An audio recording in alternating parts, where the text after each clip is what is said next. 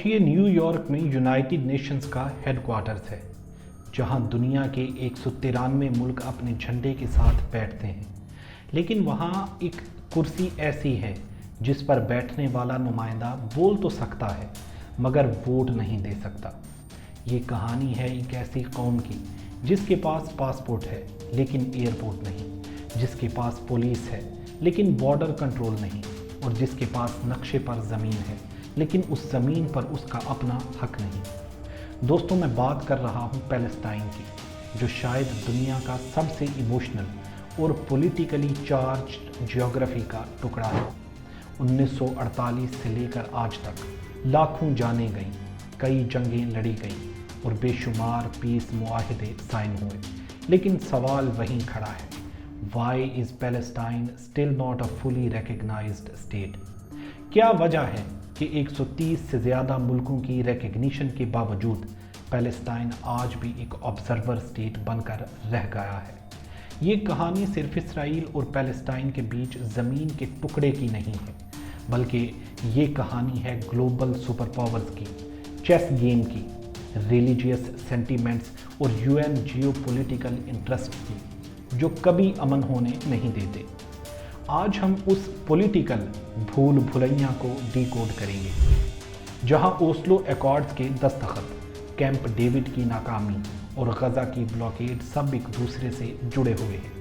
Video کو start کرنے سے پہلے میں آپ سے درخواست کرتا ہوں کہ آپ چینل کو سبسکرائب کریں اور بیل کا آئیکن دبائیں تاکہ آنے والی انفارمیٹیو ویڈیوز آپ کو ملتی رہیں۔ دوستو، اس مسئلے کی جڑیں 20ویں سنچری کی شروعات میں ملتی ہیں، جب اوٹومن امپائر ٹوٹ رہا تھا اور برٹش مینڈیٹ پیلسٹائن پر قائم ہوا۔ 1917 میں بیلفور ڈکلیریشن نے جوئش لوگوں کے لیے نیشنل ہوم کا وعدہ کیا، اور 1947 میں یونائٹڈ نیشنز نے ریزولوشن 181 پاس کیا، جسے پارٹیشن پلان کہا جاتا ہے۔ اس پلان کے مطابق زمین کو عرب اور جوئش اسٹیٹس میں تقسیم کیا جانا تھا، اور یروشلم کو ایک انٹرنیشنل سٹی رہنا تھا۔ جوئش لیڈرز نے اسے قبول کیا، لیکن عرب لیڈرز نے اسے ریجیکٹ کر دیا، کیونکہ ان کا ماننا تھا کہ میجارٹی پاپولیشن ہونے کے باوجود انہیں کم اور کم زرخیز زمین دی گئی ہے۔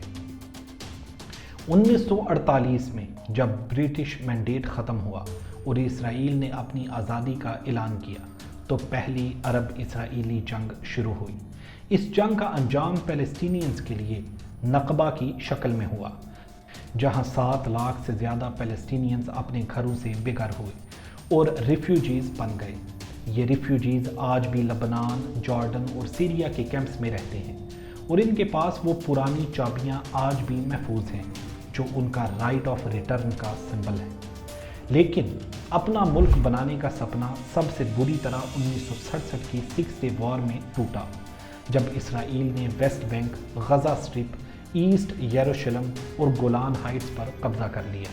یونائٹڈ نیشنز نے ریزولوشن 242 پاس کیا، جس کا بیسک پرنسپل تھا لینڈ فار پیس، یعنی اسرائیل واپس زمین دے گا اور بدلے میں امن ملے گا۔ لیکن زمین پر حقیقت بدل چکی تھی۔ اسرائیل نے ان علاقوں میں اپنی بستیاں بنانا شروع کر دیں، جو انٹرنیشنل لاء کے مطابق اللیگل سمجھی جاتی ہیں، لیکن اسرائیل انہیں سیکیورٹی نیسیسٹی اور ہسٹوریکل رائٹ مانتا ہے۔ یہیں سے پیلسٹینین لبریشن آرگنائزیشن اور یاسر عرفات کا رائز ہوا، جنہوں نے پہلے آرمڈ اسٹرگل کا راستہ اپنایا اور دنیا بھر میں اٹیکس کیے تاکہ پیلسٹینین کاز کو زندہ رکھا جا سکے۔ 1974 میں عرفات نے UN میں گن اور اولیو برانچ یعنی زیتون کی شاخ لے کر بھاشن دیا، جو ڈپلومیسی کی طرف پہلا بڑا قدم تھا۔ 1988 میں PLO نے الجائرز میں سمبولیکلی اسٹیٹ آف پیلسٹائن کا اعلان کیا اور اسرائیل کے ایگزسٹنس کو امپلیسٹ طور پر تسلیم کر لیا، جو 2 اسٹیٹ سولوشن کی طرف جانے کا راستہ تھا۔ جیو پولیٹکس میں سب سے بڑا موڑ 1990 کی دہائی میں آیا، جب اوسلو اکارڈز سائن ہوئے۔ یہ وہ وقت تھا جب لگ رہا تھا کہ شاید اب فلسطین کو اپنا ملک مل جائے گا۔ یتسک رابن اور یاسر عرفات نے وائٹ ہاؤس کے لان میں ہاتھ ملایا اور پیلسٹینین اتھارٹی قائم ہوئی۔ لیکن یہاں پر ایک ایسی چیز ہوئی جس نے آج تک فلسطین کے اپنے ملک کے حق کو روکا ہوا ہے، یعنی ویسٹ بینک کی تقسیم۔ اوسلو 2 ایکارڈ کے تحت ویسٹ بینک کو 3 حصوں میں بانٹا گیا، ایریا اے، بی اور سی۔ ایریا اے جو کہ 18% تھا فلسطین کے کنٹرول میں تھا، ایریا بی جو کہ 22% تھا وہ بھی فلسطین کے کنٹرول میں تھا، لیکن سب سے بڑا حصہ ایریا سی جو کہ 60% تھا وہ پوری طرح اسرائیل کے کنٹرول میں رکھا گیا۔ یہ ایریا سی وہ علاقہ ہے جہاں زرخیز زمین، پانی کے ریسورسز اور منرلز ہیں۔ پلان یہ تھا کہ 5 سال کے اندر پرماننٹ سٹیٹس ایگریمنٹ ہوگا اور ایریا سی بھی فلسطین کو دیا جائے گا، لیکن وہ 5 سال کبھی ختم نہیں ہوئے۔ آج بھی ایریا سی میں فلسطینی لوگوں کو گھر بنانے کی اجازت نہیں، جبکہ اسرائیلی بستیاں وہاں تیزی سے پھیل رہی ہیں، جس سے ایک جداگانہ فلسطینی اسٹیٹ کا قیام ناممکن دکھائی دیتا ہے۔ اس دوران پیرس پروٹوکول سائن ہوا جو کہ اوسلو ایکارڈز کا اکنامک حصہ تھا، اور یہ سمجھنا بہت ضروری ہے کیونکہ آج کی پیلسٹینین اکانومی اسی فریم ورک میں قید ہے۔ پیرس پروٹوکول نے پیلسٹینین اکانومی کو اسرائیلی اکانومی کے ساتھ کسٹمز یونین کے ذریعے جوڑ دیا۔ اس کا مطلب یہ ہوا کہ فلسطین کا اپنا کوئی انڈیپینڈنٹ کرنسی سسٹم نہیں، وہ اسرائیلی شیکل یوز کرتے ہیں۔ فلسطین جو بھی چیز امپورٹ کرتا ہے اس کا ٹیکس اور کسٹمز ڈیوٹی اسرائیل کو جاتا ہے، اور پھر منتھلی بیسس پر فلسطینی اتھارٹیز کو ٹرانسفر کیا جاتا ہے۔ دوستو، یہ ریونیو ٹرانسفر اسرائیل کے ہاتھ میں ایک پولیٹیکل لیوریج بن چکا ہے۔ جب بھی کوئی سیکیورٹی کرائسس ہوتا ہے یا پولیٹیکل ٹینشن بڑھتی ہے، اسرائیل ان فنڈز کو روک لیتا ہے، جس سے فلسطین کے امپلائیز کی سیلریز رک جاتی ہیں اور اکانومی کولیپس ہونے لگتی ہے۔ اس پروٹوکول نے فلسطین کو اکنامک ڈیپینڈنسی کے جال میں پھنسا دیا ہے، جس سے نکلنا اب ناممکن دکھائی دیتا ہے۔ اس کے علاوہ پانی کا مسئلہ بھی اسٹیٹ ہوڈ کی راہ پہ رکاوٹ ہے۔ ماؤنٹین ایکویفر جو ویسٹ بینک کے نیچے پانی کا سب سے بڑا ذخیرہ ہے، اس کا 80% پانی اسرائیل کنٹرول کرتا ہے، اور پیلسٹینینز کو کوٹا کے حساب سے پانی خریدنا پڑتا ہے، جو سوورینٹی کے کنسیپٹ کے بالکل خلاف ہے۔ انٹرنل پالیٹکس نے بھی پیلسٹائن کے اسٹیٹ ہوڈ کو بہت نقصان پہنچایا۔ 2006 میں جب الیکشنز ہوئے اور حماس جیتی تو فتح اور حماس کے درمیان کانفلکٹ شروع ہو گیا۔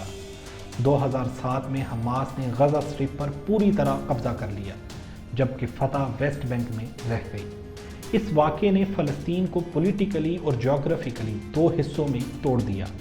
غزہ ایک الگ اینٹی بن گیا جو بلاکیڈ کے نیچے ہے، اور ویسٹ بینک ایک الگ اینٹی ہے جو آکیوپیشن کے نیچے ہے۔ جب آپ کے پاس 1 وائس اور 1 گن نہیں ہوتی تو دنیا آپ کو ایک سٹیٹ کے طور پر ٹریٹ کرنے سے کتراتی ہے۔ اسرائیل اور ویسٹرن پاورز، خاص طور پر امریکہ اور یورپی یونین، حماس کو ٹیررسٹ تنظیم مانتے ہیں، اس لیے غزہ کے ساتھ کوئی ڈائریکٹ ڈپلومیٹک انگیجمنٹ نہیں ہوتی۔ یہ انٹرنل سپلٹ اسٹیٹ ہوڈ کے لیے ایک پوائزن پل ثابت ہوا ہے، کیونکہ کوئی بھی پیس ڈیل تب تک امپلیمنٹ نہیں ہو سکتی جب تک غزہ اور ویسٹ بینک ایک حکومت کے نیچے نہ ہو۔ انٹرنیشنل لا اور یو این کا رول اس میں بہت کمپلیکس ہے۔ 2011 میں پریزیڈنٹ محمود عباس نے یو این میں فل ممبرشپ کی اپلیکیشن دی تھی، لیکن امریکہ نے سیکیورٹی کاؤنسل میں ویٹو کرنے کی دھمکی دی۔ سیکیورٹی کاؤنسل ہی وہ دروازہ ہے جہاں سے فل ممبرشپ ملتی ہے۔ جب وہاں بات نہیں بنی تو 2012 میں جنرل اسمبلی نے فلسطین کو نان ممبر آبزرور اسٹیٹ کا درجہ دے دیا۔ یہ ویٹیکن سٹی جیسا اسٹیٹس ہے۔ اس کا فائدہ یہ ہوا کہ فلسطین انٹرنیشنل کرمنل کورٹ کا ممبر بن گیا اور وار کرائمز کے کیسز فائل کرنے لگا، جس سے اسرائیل اور امریکہ دونوں ناراض ہوئے۔ لیکن زمین پر اس اسٹیٹس سے کوئی خاص فرق نہیں پڑا۔ آج 138 سے زیادہ ملک فلسطین کو ریکگنائز کرتے ہیں، لیکن جب تک امریکہ، یو کے اور فرانس جیسے بڑے ملک ریکگنائز نہیں کرتے اور جب تک بارڈرز ڈیفائن نہیں ہوتے، یہ ریکگنیشن صرف سمبولک ہے۔ اب بات کرتے ہیں سب سے مشکل سوالوں کی جو نیگوسیشنز کو فیل کرتے ہیں، فائنل سٹیٹس ایشوز۔ پہلا مسئلہ یروشلم کا ہے۔ فلسطینی چاہتے ہیں کہ ایسٹ یروشلم ان کا کیپٹل بنے، जबकि इसराइल यरूशलेम को अपना अनडिवाइडेड इटर्नल कैपिटल मानता है। डोनाल्ड ट्रंप ने जब यूएस एम्बेसी को तेल अवीव से यरूशलेम शिफ्ट किया तो डिप्लोमेटिक रास्ते बंद हो गए। दूसरा मसला रिफ्यूजीज़ का है। इसराइल का कहना है कि अगर लाखों रिफ्यूजीज़ वापस आ गए तो इसराइल का कैरेक्टर ख़त्म हो जाएगा, इसलिए वो राइट ऑफ रिटर्न को रिजेक्ट करते हैं। तीसरा मसला बॉर्डर्स और सेटलमेंट्स का है। वेस्ट बैंक में अब 5 लाख से ज़्यादा सेटलर्स रहते हैं, यानी ज्यूइश लोग वहाँ बस्तियाँ बना के रहते हैं। यूएन सेटलमेंट्स को इवैक्यूएट करना पॉलिटिकली इसराइल के लिए सुइसाइडल है और उनके साथ स्टेट बनाना पैलेस्टाइन के लिए नाकाबिले कबूल है। ये वो डेडलॉक है जिसे तोड़ने के लिए कैंप डेविड, ताबा और एनापोलिस समिट्स हुई, लेकिन सब नाकाम रहीं। ग़ज़ा की सिचुएशन जो 2007 से ब्लॉकेड में है और जहां 2008, 12, 14 और 21 और रीसेंट कॉन्फ्लिक्ट्स हुए, वो एक ह्यूमैनिटेरियन डिज़ास्टर है। वहां 2.3 मिलियन लोग दुनिया की सबसे डेंस जगह में रहते हैं। इकॉनमी तबाह है, पानी पीने के काबिल नहीं और बिजली दिन में सिर्फ चंद घंटे आती है। जब तक ग़ज़ा का मसला हल नहीं होता, पैलेस्टाइन स्टेटहुड का स्ट्रक्चर अधूरा है। रीसेंट वायलेंस ने ये दिखा दिया कि स्टेटस को मेंटेन नहीं किया जा सकता, दुनिया चाहे जितनी कोशिश करे इस इशू को मैनेज करने की। कॉन्फ्लिक्ट मैनेजमेंट अब फेल हो चुका है और कॉन्फ्लिक्ट रेजोल्यूशन की ज़रूरत है। हमास का आर्म्ड रेजिस्टेंस और पीए की फेल्ड डिप्लोमेसी, दोनों रास्ते अब तक मंजिल तक नहीं पहुंच सके। लेकिन सवाल ये है कि क्या 2 स्टेट सोल्यूशन अब भी जिंदा है? बहुत से एक्सपर्ट्स और एक्टिविस्ट्स अब ये कहने लगे हैं कि सेटलमेंट्स की एक्सपेंशन ने ज्योग्राफी को इतना बदल दिया है कि 2 अलग स्टेट्स बनाना अब फिजिकल तौर पर मुमकिन नहीं रहा। इस वजह से एक नया नैरेटिव उभर रहा है, 1 स्टेट सोल्यूशन, यानी एक ऐसा मुल्क जहां दोनों कौमें यानी इसराइलीज और पैलेस्टीनियन बराबर के शहरी हों। लेकिन इसराइल इसे कभी कबूल नहीं करेगा क्योंकि इससे उसका ज्यूइश स्टेट का कैरेक्टर ख़त्म हो जाएगा। तो हम एक ऐसी सिचुएशन में हैं जिसे 1 स्टेट रियलिटी कहा जाता है। एक हुकूमत पूरे इलाके को कंट्रोल करती है, लेकिन लोगों के हुकूक अलग अलग। दोस्तों, अगर वीडियो अच्छी लगे तो वीडियो को लाइक करें, कमेंट में अपनी राय ज़रूर दें कि क्या इस मसले का हल 2 स्टेट सोल्यूशन है या इससे बेहतर हल भी मौजूद है। आपसे मिलते हैं अगली वीडियो में।